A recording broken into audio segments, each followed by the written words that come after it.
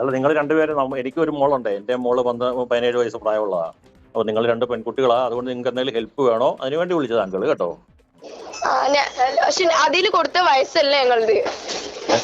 എത്ര വയസ്സുണ്ട് ഇപ്പം? ഞങ്ങൾക്ക് 17 കഴിഞ്ഞ് 18 ആയി. 18 വയസ്സായി. പക്ഷെ അവര് ഞങ്ങൾ കിട്ടാൻ വേണ്ടിട്ട് അതിൽ അങ്ങനെ കൊടുത്തതാണ്. ഓ അത് ശരി. നിങ്ങൾ പ്ലസ് 1 പ്ലസ് 2 മോളെ? ഞങ്ങൾ പ്ലസ് 2 കഴിഞ്ഞിപ്പോ. പ്ലസ് 2 കഴിഞ്ഞല്ലേ?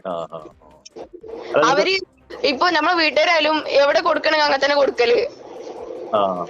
അവര് ഇപ്പൊ എന്ത് പ്രശ്നം വരികയാണെങ്കിലും അങ്ങനെ തന്നെയാണ്. അതെ. എന്തായാലും ഞങ്ങളെ വീട്ടുകാർക്ക് ഞങ്ങൾ ഇപ്പൊ സാർമാരായാലും അങ്കിളായാലും സംസാരിച്ച് ഞങ്ങൾ വീട്ടുകാർ ഓക്കെ ഞങ്ങൾ അങ്ങനെ ഏറ്റോളം ഇങ്ങനെ ഏറ്റോളം എന്ന് പറയും. പക്ഷെ കുറച്ച് കാലം കഴിഞ്ഞ് ഒരു ആഴ്ച അല്ലെങ്കിൽ 2-3 ദിവസം വരെ നിങ്ങൾ പറഞ്ഞ അതേ ഇതിൽ നിൽക്കും അവര്. അത് കഴിഞ്ഞിട്ട് ഇവര് ഒരു വട്ടം എനിക്ക് ഉണ്ടായത്, അതുകൊണ്ട് ഞാൻ പറയണേ, ഇവരിപ്പോ നമ്മളായിട്ട് 3-4 ദിവസം നല്ലപോലെ നിൽക്കും.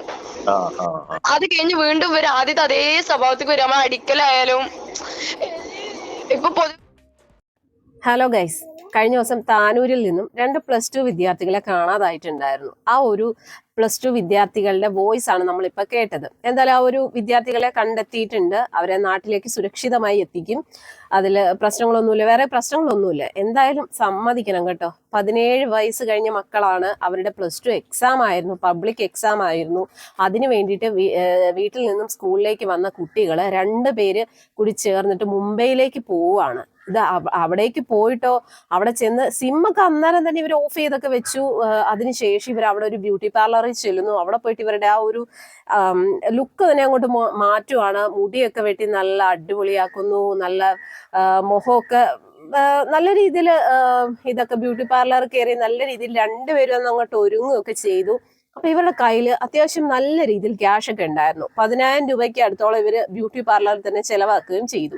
ഈ ഒരു കുട്ടികളുടെ ഉദ്ദേശം എന്തായിരുന്നു? അപ്പൊ ഇവരെ കണ്ടെത്തി. നമുക്കറിയാലോ, നമ്മുടെ കേരളത്തിൽ നിന്ന് 2 പെൺകുട്ടികളാണ്. അതും പെൺകുട്ടികളാണ്, 17 വയസ്സുള്ള പെൺകുട്ടികളാണ്. ഇവർ ഏത് രീതിയിൽ എങ്ങോട്ടാണ് പോയത്, ആരുടെ ഒപ്പമാണ് പോയത് എന്നൊക്കെ അറിയാം.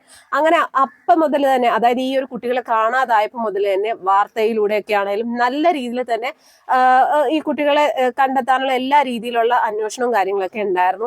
അങ്ങനെയാണ് ഈ കുട്ടികളുടെ CCTV ദൃശ്യങ്ങള് അങ്ങനെയൊക്കെ പെട്ടെന്ന് തന്നെ ഇവരെ കണ്ടെത്താനും കഴിഞ്ഞു. ഈ കുട്ടികൾ സംസാരിച്ച ഒരു വോയിസ് ആണ് നമ്മൾ കേട്ടത്. അവർ പറയുന്ന കേട്ടല്ലോ, അവർക്ക് വീട്ടിലേക്ക് വരണ്ട, മാതാപിതാക്കളുടെ ഭാഗത്തു നിന്ന് എന്തൊക്കെയോ അവർക്ക് ഭയങ്കര ബുദ്ധിമുട്ട് അനുഭവിക്കേണ്ടി വന്നു. ഒന്ന് ആലോചിച്ച് നോക്കണം. നമ്മളും മാതാപിതാക്കൾ തന്നെയാണ്, നമുക്കും കുഞ്ഞു മക്കളാണ്, അവർ വളർന്നു വരുന്നേ ഉള്ളൂ. ഈ മക്കളെയൊക്കെ വളർത്തി വലുതാക്കി 17 വയസ്സേ ആയിട്ടുള്ളൂ. എന്നിട്ട് കുട്ടികൾ പറയുന്ന കേട്ടില്ല, ഞങ്ങൾക്ക് 18 വയസ്സുണ്ട്, ഞങ്ങള് വീട്ടിൽ വന്നു കഴിഞ്ഞാൽ ഞങ്ങളെ ഉപദ്രവിക്കും. മാതാപിതാക്കളാകുമ്പോൾ മക്കളെ ശാസിക്കും, തെറ്റ് കാണിച്ചാൽ ശാസിക്കും. ഒരിക്കലും ഒരു മാതാപിതാക്കളും അനാവശ്യ കാര്യങ്ങൾക്ക് വേണ്ടി മക്കളെ ഉപദ്രവിക്കുമെന്ന് തോന്നുന്നില്ല. കാരണം ഈ ഒരു 2 കുട്ടികളും അത്യാവശ്യം നല്ല ഫ്രീഡം ഉള്ള കുട്ടികളാണെന്ന് തോന്നുന്നു. കാരണം കയ്യിൽ നല്ല രീതിയിൽ ക്യാഷും കാര്യങ്ങളൊക്കെ ഉണ്ടായിരുന്നു. ഈ ഒരു കുട്ടികൾ എന്തിനു വേണ്ടിയിട്ടാണ് ഇങ്ങനെ ചെയ്തത്?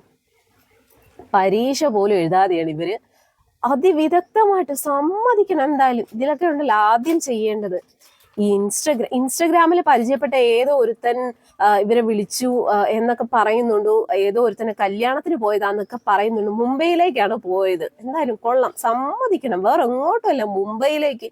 ഇത്രയും ധൈര്യം ഇപ്പൊ പെൺപിള്ളേർക്ക് എവിടുന്ന് കിട്ടുന്നു? നമുക്കൊക്കെ 10-30 വയസ്സായിട്ടും നമ്മുടെ അടുത്തുള്ള സ്ഥലത്തേക്ക് ഒറ്റയ്ക്ക് വരെ പോകാനോ ഭയമാണ്. കാരണം വേറൊന്നുമല്ല, നമുക്ക് അതിനുള്ള ഒരു ധൈര്യമില്ല. നമ്മളെവിടെയെങ്കിലും പോകുന്നെങ്കിലും ഒന്നല്ലെങ്കിൽ നമ്മളെ ഹസ്ബൻഡിന്റെ കൂടെ അങ്ങനെയൊക്കെ പോവാറുള്ളൂ. ഇതൊക്കെ ഇത്രയും ദൂരെ ഈ 2 പെൺകുട്ടികൾ ട്രെയിൻ യാത്ര ചെയ്തൊക്കെ പോയി എന്ന് പറയുമ്പോൾ സമ്മതിക്കണ്ട. ഇവളുമാരെയൊക്കെ എന്താ ചെയ്യണ്ട? മാതാപിതാക്കളുടെ അവസ്ഥ എന്തായിരിക്കും? ഇവളുമാര് പറയുന്ന വാക്കുകൾ നിങ്ങൾ കേട്ടില്ലേ?